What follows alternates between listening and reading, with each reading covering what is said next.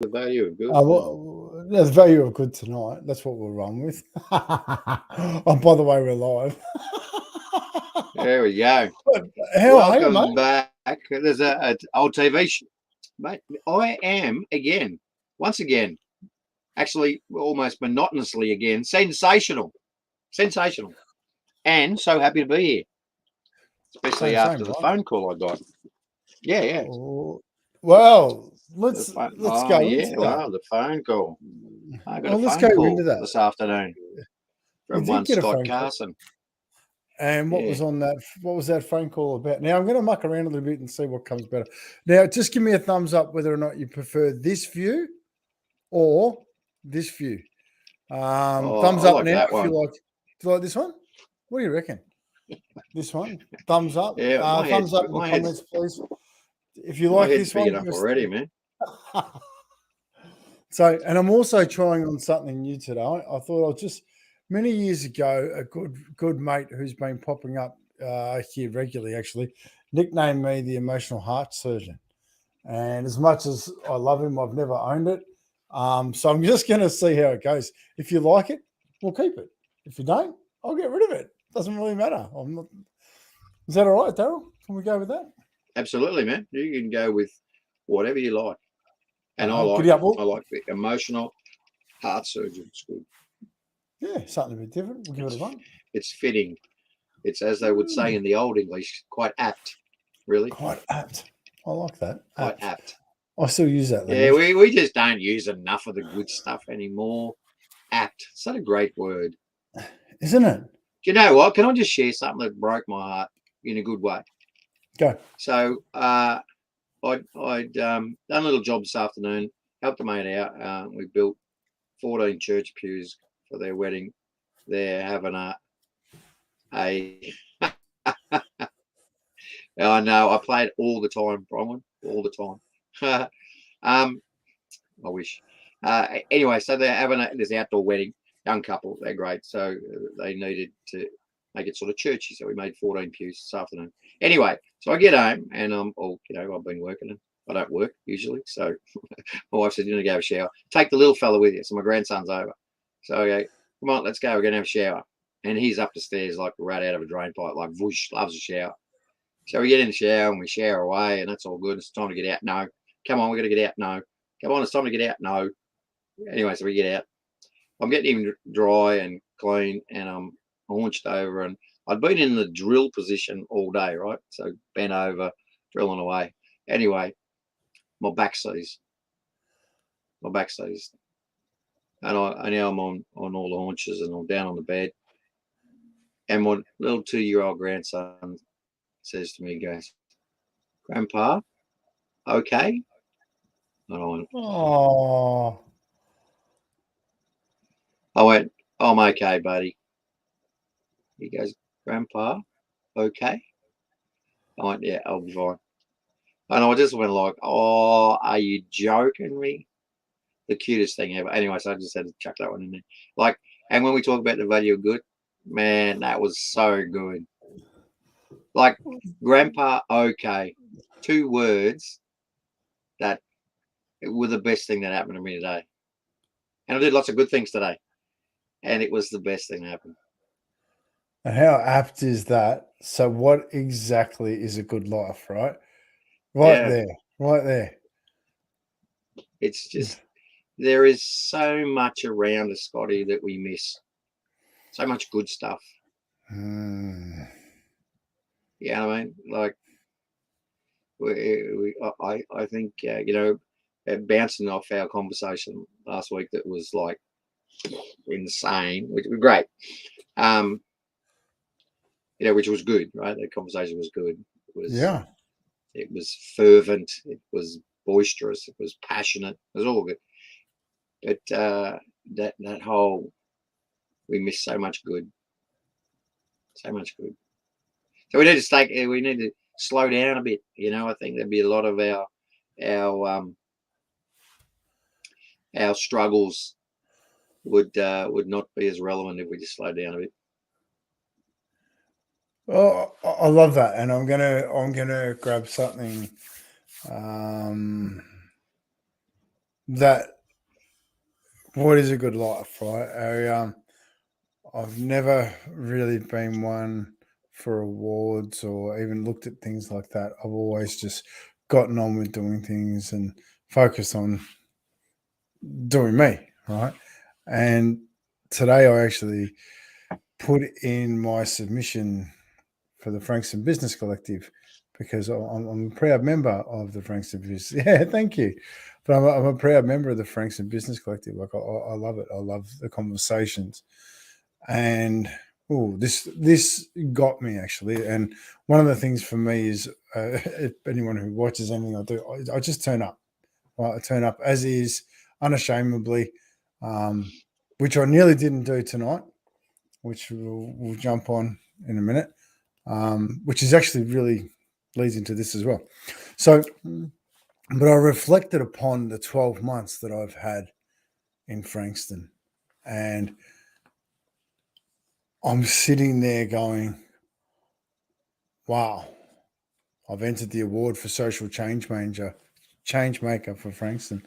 And I just looked at the 12 months that I've done, and I'm just going to share this unashamedly, which I don't, you've seen it, but for me to reflect on just 12 months, I started off in August last year where, I was in a cast because I'd ripped my bicep off, and I kept socks inside my, it was brilliant, inside in my, what do I call that? Sling. They call it a sling. That's what they call it. So inside the sling, I kept socks. It was the best place to hide them, right? So I was out walking around doing that. Anyway, I met the CEO and we sat down and we had a coffee. He goes, so what exactly do you do? And I turn around to the people next to me. I said, I just want to thank you for doing your best right now. They're like, what? I said, yeah, just want to thank you for doing your best right now. Is it okay if I gift you something? They're like, what? I'm like, yeah, it's a couple of socks. We started this conversation, which led into a conversation about their brother, who is no longer with us. We led us into the conversation about how they support him and what they do to honor him. And then there's a couple of guys at the table over. Guys, I want to thank you for doing your best. Really? That's awesome. What brings you down here? I said, well, we're a couple. We just like to come down. It's quiet and just really catch up and make sure that we're on the same page. And I'm like, yeah, that's cool. So their meals have gone cold because we've been talking so much. I interrupt their meal. Jeff goes, so that's what you do. He goes, would you come into a conversation and share that with us in the collective? And I just so happened to present at the Wellbeing Summit. And that opened up all these amazing opportunities, which then led into running the Smiles for Life fundraising event, where we're trying to connect with Frankston to raise. I was aiming for 50 grand, but we got 25 grand. So that was nice. 2,500 pairs of socks, right? 2,500, where we walked the streets of Frankston, connecting with everybody for the 12 days of Christmas. What an extraordinary opportunity. Had Alan Stevens, Shorty, Heather Joy Bassett, all these people from around Australia coming into Frankston to connect with my community, and connect we did, with conversation. That there's one particular conversation which I'll reserve, honor the person, but that really opened up my mind to the fact that this is great, but what's next? And then, so I started in doing the Happy Friday. So for the last pretty much 9 months, I've sat every Friday when I'm in Melbourne, and I sit in the cafe and I'm available to talk to for absolutely anybody who comes to me. And that's been wonderful. But it's what happened next. It was the realization that I needed to do more. It was the realization that I needed to create the Smiles for Life men's group, just to give males a safe place to land, and some males to come in and just sit and talk. It doesn't matter. I don't care about your nationality, your occupation, your social status. I don't care how where you're living. I don't care. If you're a man and you have the courage to walk through the door, I'm going to love and support you, and we're going to sit and have a meal together, and we're going to talk about life. But we're going to start with a smile. Yeah. So, and that was just extraordinary. But as I'm going through this, like, so we've had guys from 15 through to their 90s join us in these dinners, like just from a local pastor to an engineer to guys that have done time to guys that are outside sleeping rough to a young kid who went back to school because he came and was a part of it. But it was one thing that got me. So I've gone through all of this, and there's countless hours and effort and countless stuff that has been done. It comes back to one moment. I was standing in a network meeting with my son actually at the Frankston Business Collective only 4 weeks ago. And I'm standing there, and this guy that I've never met before comes up and goes, "You're Scott Carson. You run that business of Smiles, and you do those dinners." I said, "Yes." He goes, "I just want to thank you. I want to thank you for having a safe place for men. I love what you're doing. I have serious social anxiety. I'm really uncomfortable being here, but I hope to come to one of your dinners one day soon." Yeah. And just going through it all and everything that's happened, if I could summarize my last 12 months and have one thing to be proud of, it would be that moment. Mm. It's When good, a man. complete stranger chooses to be remarkable about something that is just because it feels right. Yeah. Good on you, man. Good on Yeah, you. thank you. Yeah, I'm Good pretty on pumped. you. Yeah. Well, I'm proud. we'll get on to our internal tech department. We'll find out what the database that drives the award counting system is, and make sure you win. Well, That's so good, man. That's so good. Look, look. As I just said, there'll be so many people that have seen you and missed the good doing what you do because they don't take the time then to go, "What are you doing?" Do you know what I mean? You imagine for every pair of eyes that looked at a pair of socks, that they then took the time to go, "I don't know what that's all about." Mm. You know what I mean? That's the thing. Look, and I've said before, and I'm going to say it again. I have spent 40 years, actually longer than that. I got my first job when I was 11, so I've been in the workplace 47 years. Seen a lot of stuff, and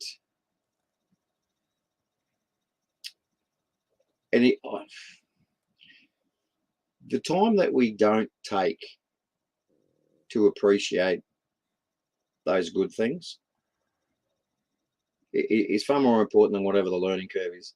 And you get through that learning curve, and now you find yourself in a place where every day I get up and I talk to people that are doing good.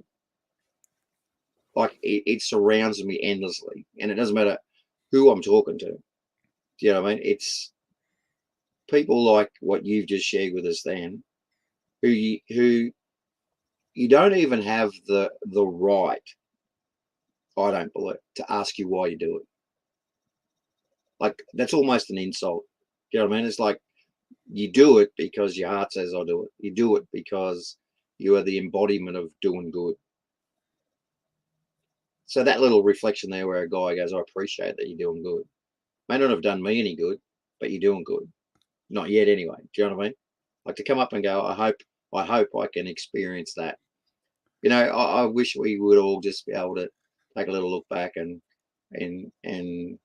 be fortunate enough. Like I have a dream job now, like totally, in an environment that I never thought I'd be in.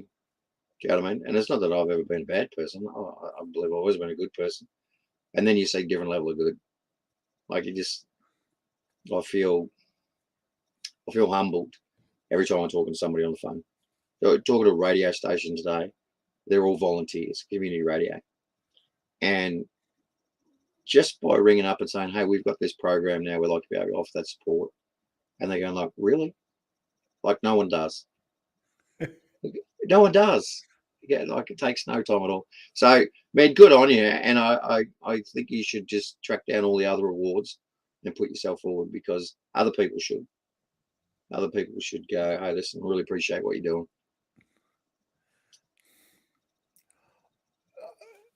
Thank you. I was actually with Oscar today and we're talking about, I said to him, I just put an award. And it was funny because I literally went through everything, and then when I started to do my submission, it was a video. I was crying. I was just like, I was just so full of pride and so full of love, And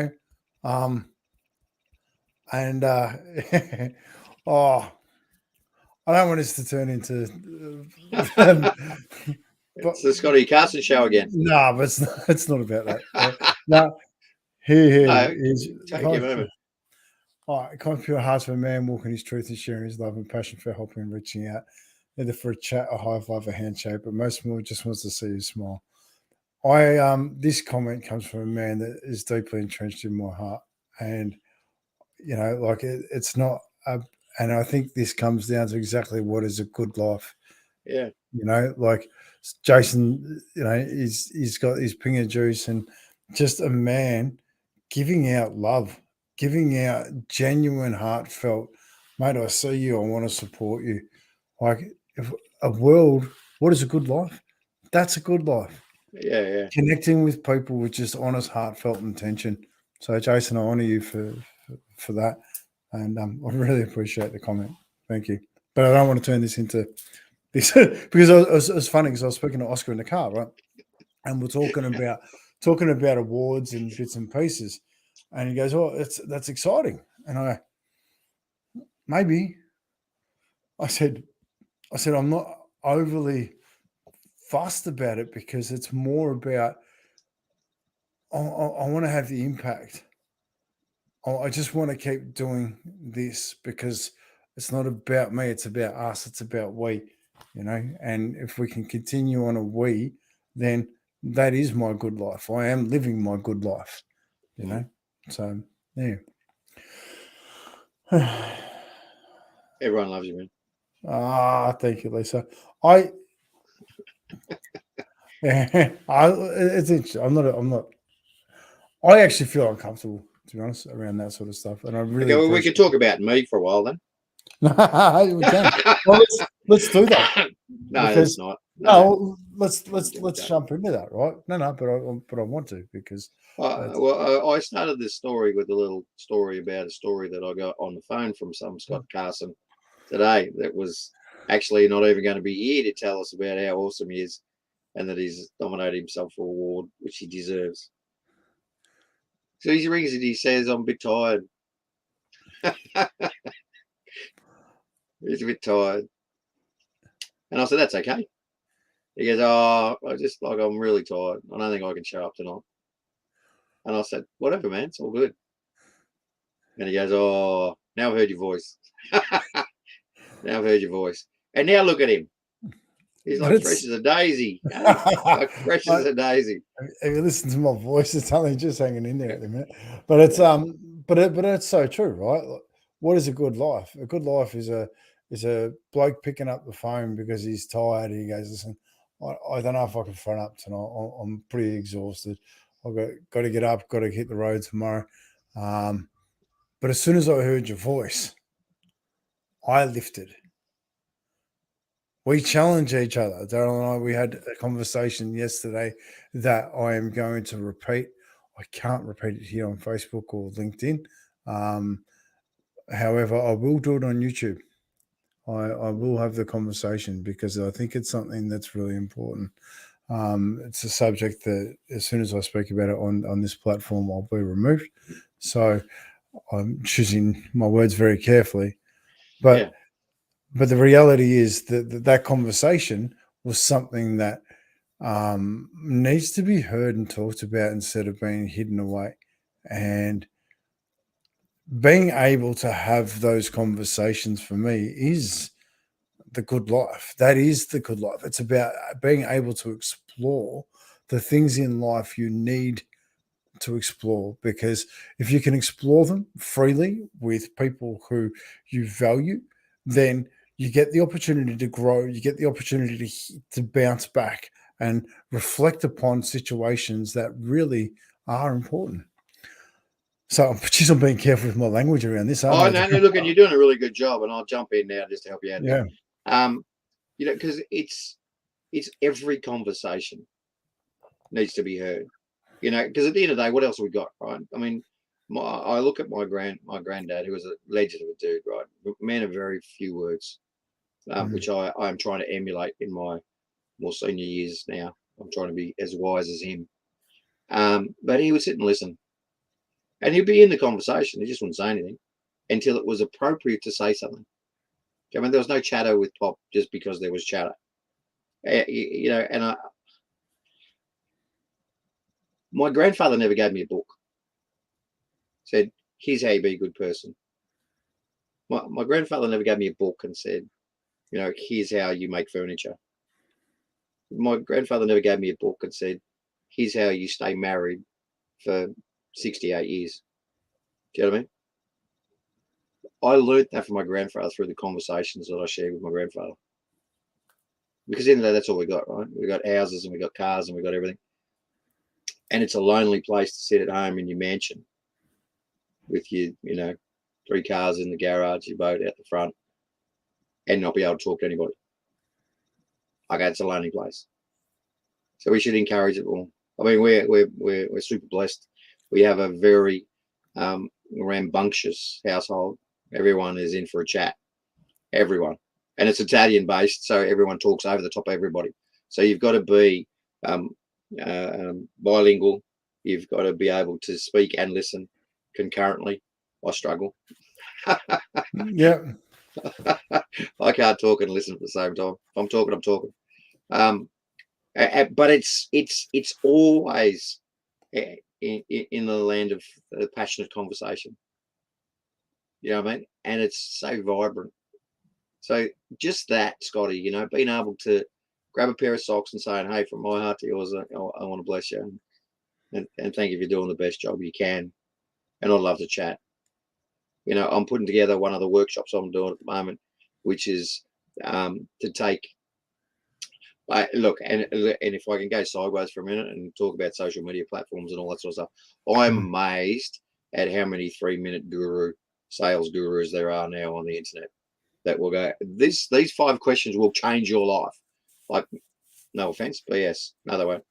Like, I've been in the game for 40 years and they don't. There is no quick fixes. There is no, people are people. You need to have a conversation. You need to have an understanding, and you need to be able to help solve a problem.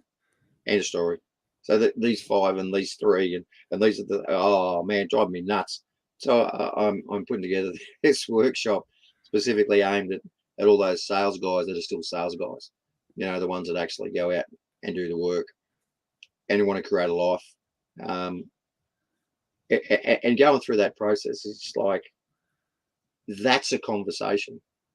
So for me, like, just putting that together, whether I get anyone to attend the workshop or not, I mean, I've got a few people in mind, but the process of going through it, the process of putting a conversation in a book that somebody else can read, if no one else reads it between now and then. Do you know what I mean? Like, I've shown you a photo of my notebook collection, and the family might just pick them all up and throw them out. I don't know. I doubt it, because they've grown up with dad's conversations inside his head are written in a book. I'm not even game to read it. You know what I mean? It's like, I don't know. Those are all the things. The time we spend together, the time we're doing good things for other people, and the time we're talking about it. That's a good life, man. That's a good life. Every memory I've got has been based on a conversation. Even like when we stacked our bikes into the dam trying to do Evel Knievel. It's the exercise, which was hilarious. It started as a conversation. Yeah. Me and the 3 guys from our neighbourhood were going, hey, what are we going to do today? I don't know. Let's do something absolutely ridiculous. Okay, what? We'll get the planks out. We'll get the old man's painting boards out. We'll build this ramp over we had a little channel at the end of our street, and we'll Evel Knievel over it. No, not good. Not good. Conversation, hilarious. Memory, fantastic. Yeah, mate. That's a good life, man. That's a good life. Well, it's interesting because what is a good life? And I think I lead an extraordinary life. And it's only when I reflect upon it that I sit back and I go, wow, that's actually really cool. Oh, see me change posture then, Scotty. I did. Hammer and attack, no good. So the I really like to measure life in moments in time, not days, weeks, hours, minutes, but moments in time. I think that's the thing for me that is just.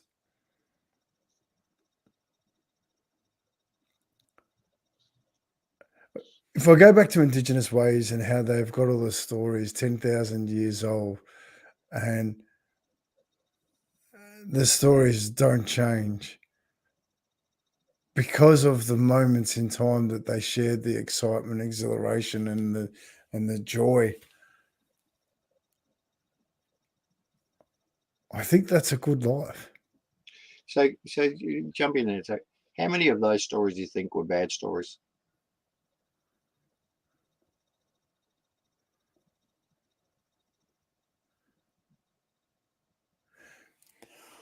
It all depends on the way you look at it, right? But those stories are the essence of the culture, right? Yeah, The translation from generation to generation to generation. yeah, In those stories was about how to be good to one another, how to be good to Mother Earth, how to be good to the spirits, how yeah, to be good to our food, how to yeah, be good to like. They didn't teach bad stories. There might have been, if you don't do the good thing, this is what happens, which is bad.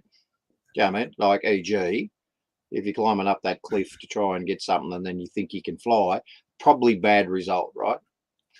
yeah, yeah, But what I'm saying is all those cultures taught the good yeah. in that in that generation or in that environment or in that society. Like, we don't teach bad.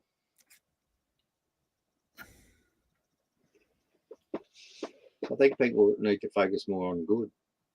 Well, I don't know, it's hard. There's some people are just out there and they're just going like, there is nothing good happening. And you go, yeah, but you're breathing. Yeah, but yeah, okay, whatever. Do you know what I mean? There's a bit of there's a bit of condescension in the rose-colored glasses if we can think that everybody has the capacity to think about good, because it's just not true, right? Society's just not like that now. There is those people that just can't see any good, and that's why they need an emotional heart surgeon to go. Even when you think there is no good, like your dots on your socks, you know, they're the people that until that time that you give them to them are just thinking about the black dots. Yeah. You know what I mean? But there is more sunshine. Yeah, Sometimes yeah. we just do need that reminder that that is the case. But do I have your permission to go right out off on a tangent? Okay. I'm being cautious. No, I'm not. All right, so I look at life and I look at what is it we want? What is it we really want? Do we really want the good life and are we prepared to step into it? Because I look at marketing, for example. I wonder what the world would look like if every bit of marketing was a joy and it didn't embrace our fears. It didn't attack the central nervous system to make us feel like less. Yeah. I wonder what our world would look like if we chose the vision and the idea of hope and connection and love instead of a fear of you're not good enough or you're not. I wonder what the world would look like. I wonder whether or not we'd purchase so much stuff. I mean, we're driven by an economy. What about the economy of human emotion and humanity? You know, and it's something for me that I would really like to challenge. And it's I'm not going to say it's hard. I would just like to live in that world. I would like to live in a world where, you know, like last night I sat with the builders and we came on and it was a conversation about emotional intelligence. I'm sitting there talking with builders about emotional intelligence. And one of the guys turns around and goes, I don't actually think it is emotional intelligence. I think it's just emotional awareness. I'm like, whoa, that's brilliant. Emotional awareness. You're aware of your emotions, you're aware of other people's. So therefore, you can negate and talk and embrace different things. Mm-hmm. What about one comes before the other? You know, what's that? The awareness before the emotional awareness becomes before the emotional intelligence. Agreed. But we've got to, if we've got to start somewhere, let's start with emotional awareness. Yeah. Yeah, absolutely. And then as we improve that and understand that better, we'll get into emotional intelligence. So do we? Oh, that's great. Do we need to work into marketing awareness? Do we need to understand the marketing awareness in order to get marketing intelligence that allows us to actually focus on the good? You know what? It's funny because this is the subject in one of my domains, of course, marketing. Yeah. That you know, I talked a couple of weeks back about corduroy. I remember. Yeah. Corduroy was huge, right? Late 70s. Yeah. And then, like, you were a total geek if you wore it in the 2000s. And like we see in humanity, we have these evolutionary processes. Mm-hmm.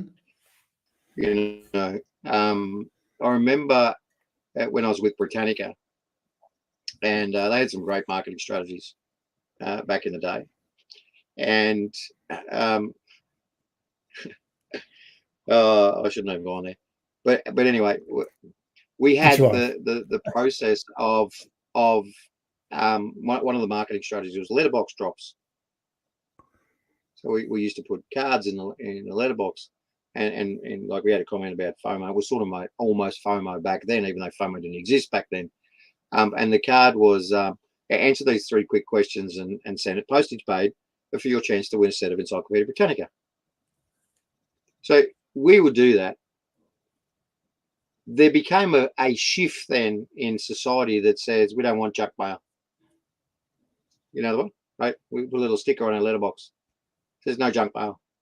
Because the marketing had got to a point of oversaturation in that particular element.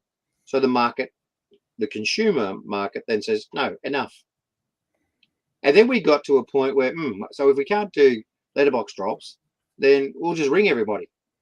So that all this new age of telemarketers then hit the street. There was every office in Burke Street on the 7th floor and above had 60 people on the phones ringing all day. Till we got to a point where the consumer market then said, no, enough. So then we have a do not call registry. The point I'm making is that do we need marketing awareness or market? The consumer becomes that. Now we go, there's no point ringing everybody because now everyone's got a mobile number and everyone can now see because of technology who's ringing them. And if I don't know the number, I'm not answering. So it becomes a redundant marketing exercise. Now we go, okay, so Facebook and all this reverse marketing and, you know, and backdoor marketing, and they've got all these secret little devices that then, you know, before you know it, there's a ad because I happen to drive within 100 meters of the Jeep dealership. Somehow or other, Facebook's got an algorithm to sniff that out. And now all I say on my Facebook is Jeep ads, right? So all these things. And eventually the consumer says, enough. So we get to a point now, and marketing is getting back to that point again, where we market like this. Face to face, you know, we have webinars to say, this is my product. Come and have a look if you want. I'm going to tell you all about it. Do you know what I mean? So we get back to this conversation again, Scotty. So we have this evolutionary process that we keep indicating it, and now we've got this whole chat GPT and all the revolution about that, and before you know it, everyone's going to be doing it. So I'll get to a point where we're going, you know what? Everything is now chat GPT. I'm going to write something original. I'm just going to grab that. So I saw that bus stop and I said, you can't block this ad to sell the bus stop space. Clever, I thought. I like it. Well, it's funny, right? Because some of the marketing opportunities, they really are smart. Yeah. They really do think outside the box. It really is challenging. And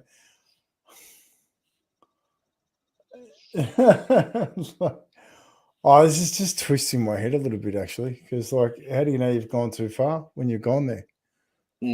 That's the only way you know you've gone too far, right?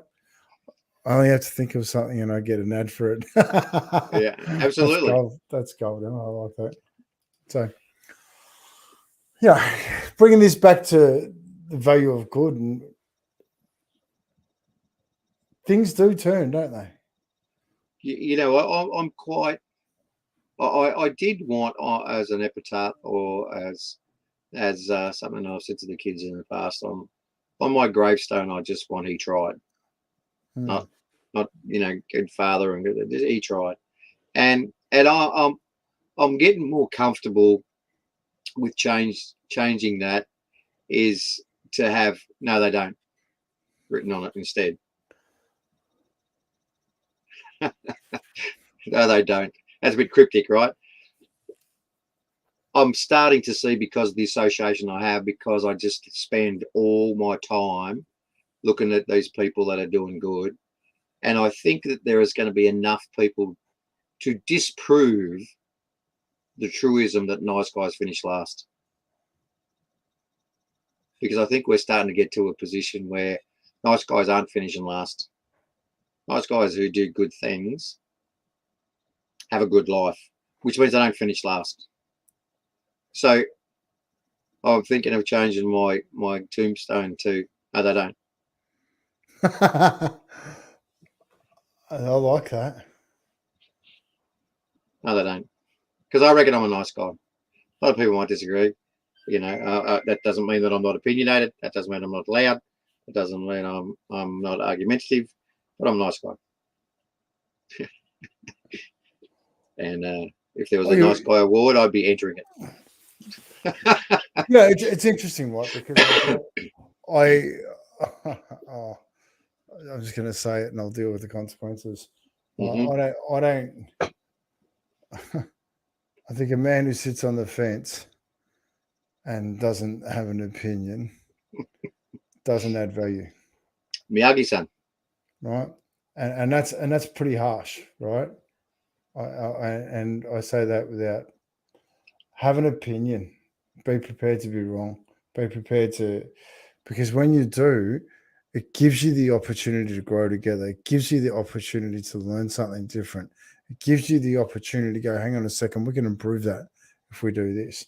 Like you and I have had some passionately robust conversations. We haven't really broken out into an all-out war.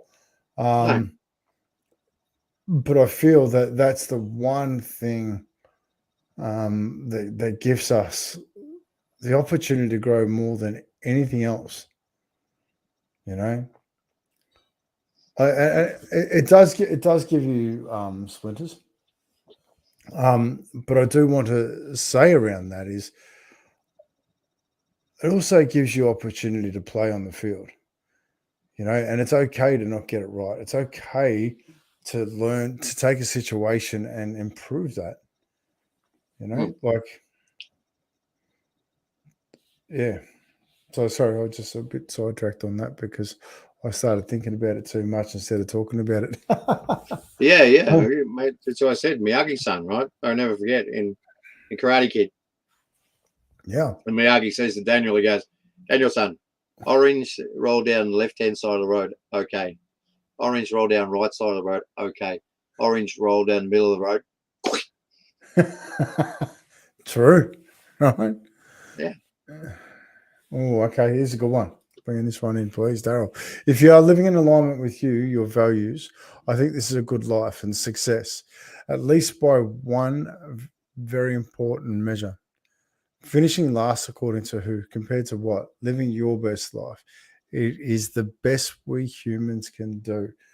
Ooh, I like this Yeah. because it's funny because one of the things that Daryl's very attracted to me about is my LinkedIn profile. A man just trying to be the best version of himself, right? Yeah. And if we continually focus to improve yourself or learn, I think that's where the magic is. I think that is. But is there any way a man cannot be that? Like, really, when you define man, if that's not an obligation of manhood, then what obligations have you got? So I'd like to go one further, and is that not the obligation of being human? Well, it's a non-gender specific Man, statement, isn't it? Being the best version of yourself you can yeah. is applicable to all humans, yes. But you're just a man trying to be the best version of himself, so I put it in the narrative of man. Sorry, my bad. No. That's good. My bad. I don't apologise. No. Sorry, I didn't do anything wrong. No, you didn't. It's just a conversation that allows us to explore avenues and then just make a decision based upon the information that we get that we'll probably get wrong and be told that we're wrong in the future because Only if we get it wrong. yeah, I know. So That's that's why I never give my children a statistic that they can find. It's like 90% of the people say this, and you go, okay, show me. Yeah. Oh, well, I never give my kids a statistic that they can look up. Because then all my statistics are right, But we have that, and the robust conversations we have that are all opinionated. Do you know what I mean? And we go, there's the three things, if you want me to change my opinion. One, prove to me that the logic behind my opinion is inaccurate. Two, give me the data that shows that the logic behind my opinion is inaccurate. Or give me the emotional reasons why my opinion is inaccurate. Because everyone's opinion is accurate to them, right? To get someone to change their opinion, you can't change it with an argument. Even though an argument is a passionately robust conversation, right? But I do want to make that make up statistics because 87% of statistics. Yeah. It used to be 92% of statistics are made up, so even the statistics have been changed. So I was on. I don't even know how we got. How did we get onto marketing statistics? Oh, it was my fault. Like, there is no good in that at all. No, none. It's evil. It's bad. It's devious.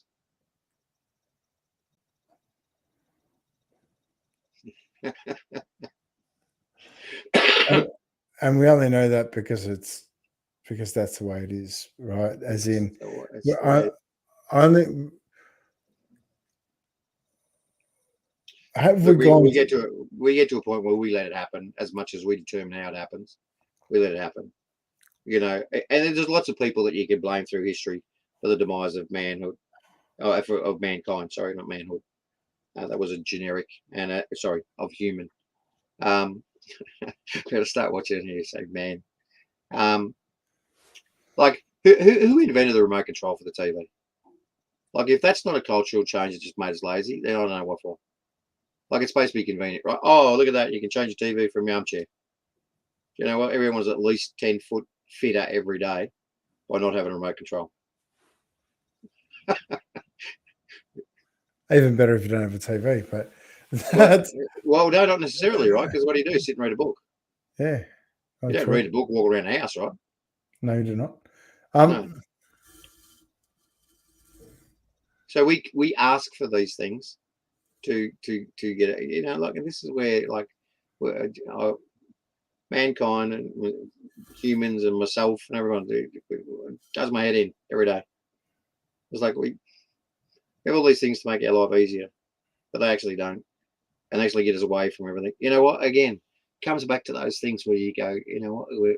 I think, unfortunately, as humanity is pretty wacky and pretty dopey at best of times, because COVID gave us the whole. Here's a glimpse, like here's a glimpse of what it should be like. When you've got to isolate and you're away from those connections and you're away from those conversations, you're away from those things that give you that, you know, intrinsic good life that we've been talking about tonight. When you're away from that, you really realize it, really realize what you missed.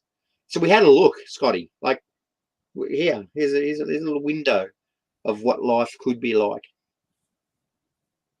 The euphoria of reuniting with people after being in lockdown and in different countries. And, do you know what I mean? Like you saw him 2 weeks ago, and it was ho hum. Yeah, we're just kicking by and doing our thing.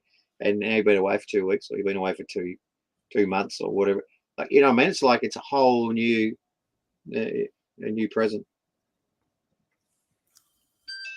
So I got a question for you, Mm-hmm. which I'm going to ask you before I answer it myself.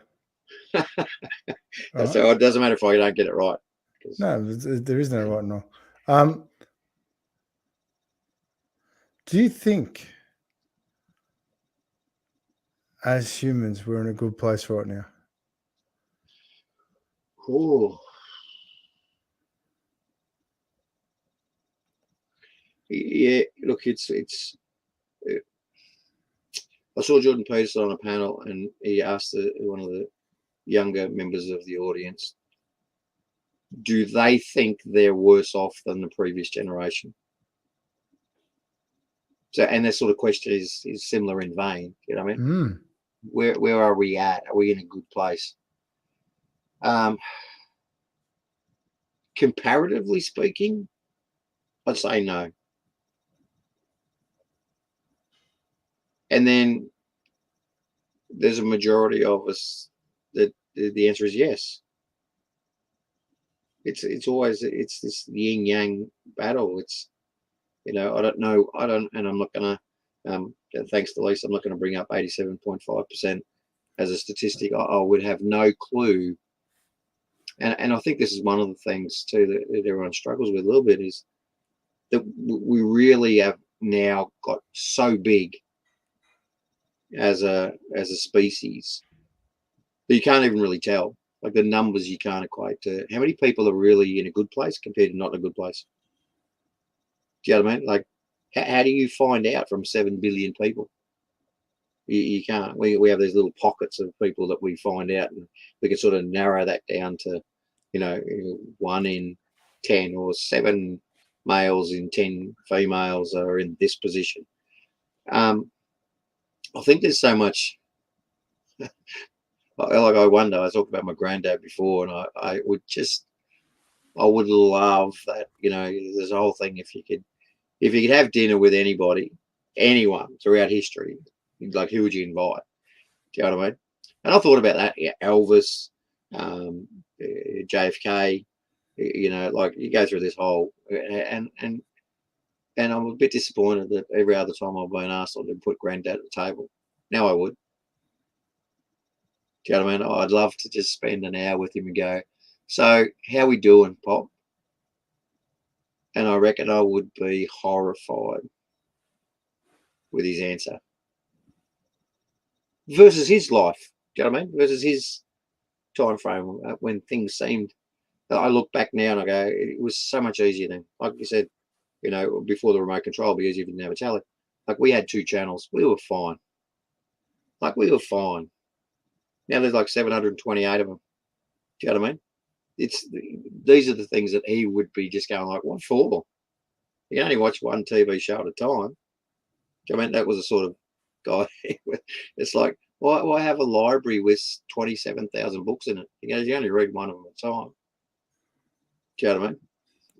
Just a simple guy. He goes, what? You go, oh, don't go to your auntie's place. She's got this cabinet in a dining room that's got 7,000 teacups in it, and you're not allowed to use any of them because they're all special. And you can only use one cup at a time. Like, that's what he was like. It was, and I look at it now and I go, you know what? That was pretty simple back then. You broke a cup, you go got a new one. Didn't have, like my wife, she's a shocker, man. She's got every time we get cutlery or crockery, got to be 8. Got to have a set of 8. I'll go, Jane, there's basically you and me at home. That's 2. Why do we need 8 plates? In case someone turns up. In case someone turns up.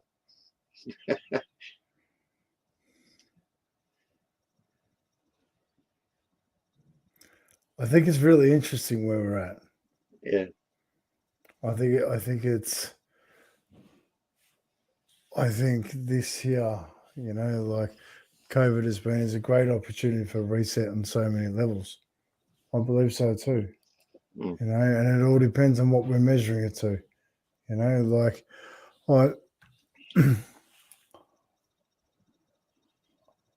I love the thought of diving into generational trauma.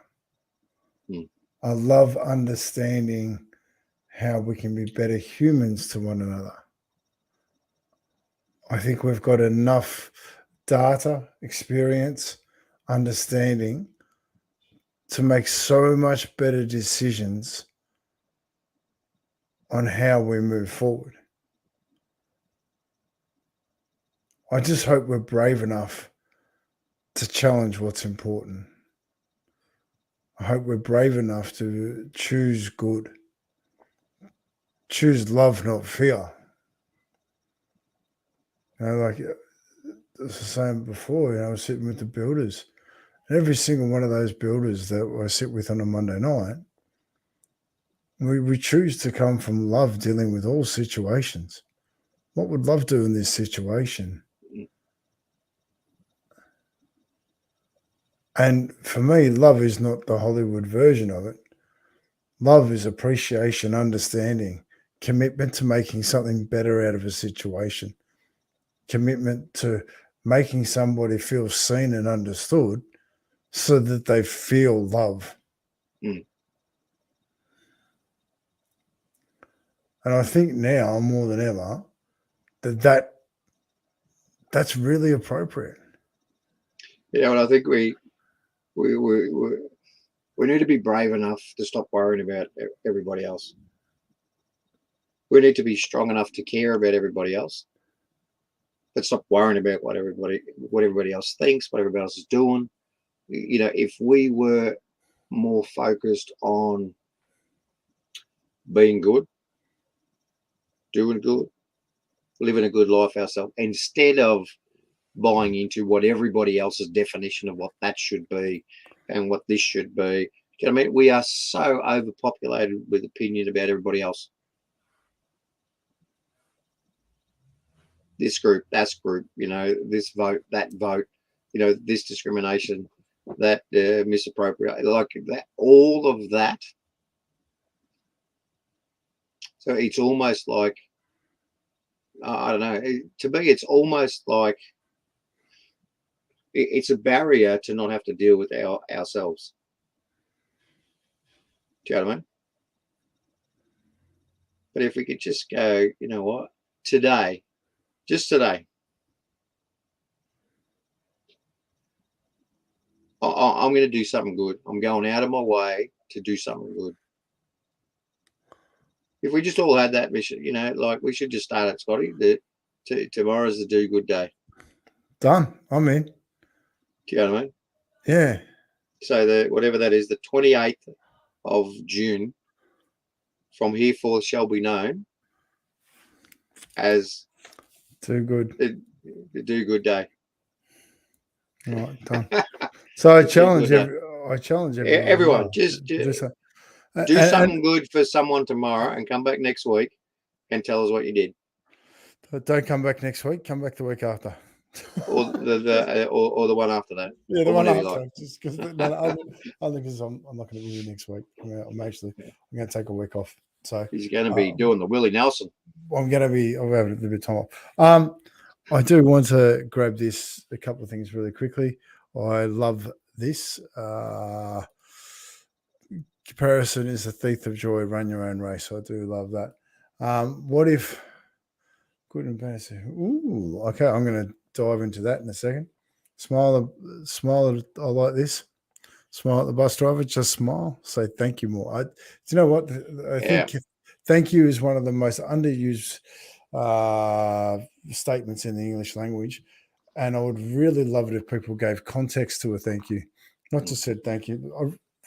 Thank you for gifting me that smile today. You know what? I needed that today. It's just lifted me. I really appreciate that. That's give it that little bit of context, and geez, it makes a difference. So I am going to grab this for a second because I'm G or Michael. He's the man that nicknamed me the emotional heart surgeon. There you go. So there you go, and I'll take that. I'm just running with it. I'm just seeing how it goes. It doesn't. I'm still struggling a bit. So got to own it. But I want to grab this little bit. What if good and bad is a human concept? Oh, I like this. What are your thoughts, Darryl? There was a shake of the head before. Yeah, look, got lots of them. It's where to start on this one. Because bad is not a human concept. Bad is a human constraint, but bad is the ramification of an action. Unless your intent is to do bad, and that's not the human concept. The human concept is to find a suitable mate and reproduce the species. That's the human concept. The bits in between, that's what we have to struggle with. But bad is not a human concept. It doesn't matter whatever your theology is. Bad is not good and evil is a different story than good and bad, because bad is not necessarily evil. Evil is evil, and that's usually the polarity, good and bad. Bad is usually the result of something that didn't come out favorable. I was trying to put that cookie jar back up onto the cupboard that I shouldn't have been in, taking a cookie which made me feel really good, and I dropped the jar. Well, you've been a bad boy. Well, actually, I was in the attempt of being good for myself, because I love the cookies. You know what I mean? So it's not a concept. The intent in that action was to have a cookie. Yeah, it's interesting because I don't believe any decision's ever been made to make a wrong decision, right? Like that's just every single decision that is made is to be the right decision in the moment, and that brings me into focus in so many ways when I communicate with people. Right? What made that the right decision? What was your process and thinking that allowed you to decide that that's the right decision today? Because if we can understand that, then we can understand how we can create a different pathway, right? Because the outcome of that hasn't been beneficial. So how do we change that? What do we do there? Just a good dance for that for a while. It's like my mantra. It's never the wrong time to do the right thing. No. So given an option, I have the option to do the right thing or the wrong thing. Now, if I choose to do the wrong thing, that's evil. It's not bad. It's intent to cause some alternative outcome other than good. There's no reason to choose the wrong thing.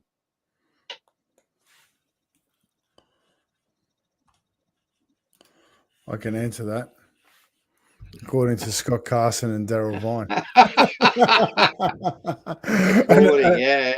According to who? And that's according to Scott Carson and Darryl Vine, which is what I love, right? Because even that question's gold, because it's an opportunity to go, Mm. According to who? And that's what I love. Like I've never been completely right. I've always been able to improve. You know, practice makes progress, not perfection. Mm. You know, and that's what if I could bring the whole human experience into one expression, it's that practice makes progress. Continually Yeah. practice and we'll continually make progress. You know? So and practice comes with fails, practice comes with hurdles, practice comes with things not going right. Yeah. You know? As long as we're It comes. making progress. It comes with statements like, I thought I was wrong once, but I was incorrect. Yeah, that's correct. But I was incorrect. But I was incorrect.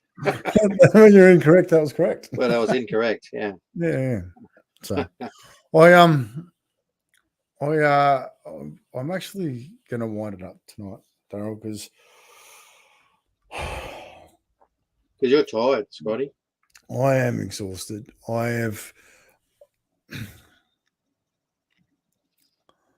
feeling you, man. I've been up since 2. Had a lot to do today. Had to squeeze it all in. One of those things when you choose to do good for somebody, then you can't let them down. So you have to do good, as you know. So then you have to go. I have dedicated time, so I'll now need to reappropriate that time into somewhere else. E.g., start at 2, not 4. My burden, not his. Which is why this was a much needed little session here with my mate Scotty. Because it does, it revs you up. It's almost it's become part of the week that I look forward to, and so thanks for toughing it out, buddy. Thanks for putting a smile on and turning up. I love it, and it's something for me that more often than not, when you do turn up in life, amazing things happen. Yeah. Do you know what I mean? Like I got to see a man's name pop up today that gave me the opportunity to even understand that an emotional heart surgeon was actually something, and so I take that on. But I also love the fact that he challenges me. But then again, I've got a mate I'm sitting here with that I speak to daily that we just create opportunities of growth because we take the time to explore what things are. We take the time to explore the opportunities of life. We're both focused on doing good. And I tell you what exactly is a good life? I'm having a crack. I'm really enjoying it. So yeah. So on that, we will not be on air. Well, it all depends actually. It depends on the flow of events. There could be a little special snippet next week. We'll just see how we go. I'll just see how we go. I won't say too much. Thank you everybody for the wishes. Good night, both of you. Go to bed separately. That's pretty easy. So now we're like, what? 2,000 kilometers apart, roughly. Yeah, 2,600 k's away, something like that. But anyway, yeah. But I like this. You guys are genuine, kind-hearted, and I really appreciate that, Omji. He's a good man. I love listening to Omji. Puts out some good stuff. Going the extra mile tonight. Good to have the connection, and I think that's the thing that we love more than anything. It's that connection, giving us feedback. Remarking on what we're talking about. Like I'm actually going to grab you, Audrey, and we had a bit of a conversation last week. I would love to get some topics that we can break down, so we can turn up a bit more intent. Like I'm happy to sit here and talk about absolutely anything, but I would like to turn up a little bit more intent. So no, it was like really intent. I want some more passionately robust conversations. I love this, like talking about life. I love these opportunities, but I really want to get some robustly passionate conversations going because I want to grow. Basically, I want to be challenged. Yeah. Challenge us hard so then we can all grow. Yeah. Cool. Well, on that note, Darryl, I thank you so much for always standing up here with me. I love it. To everyone out there, we'll see you. Yeah, thanks for all your sharing. Awesome. Yeah. How good is it? How good is it to get the feedback? Oh, it's just fantastic. Isn't it? It's it's encouraging. It's so good. Yeah, It's no, so good. I do love it. All right, take care, people. Have an amazing night, and we will see you soon. Yeah, you bet. Now, Ciao, everyone. where is the button? Hang on a minute. I think it's moved. He's got to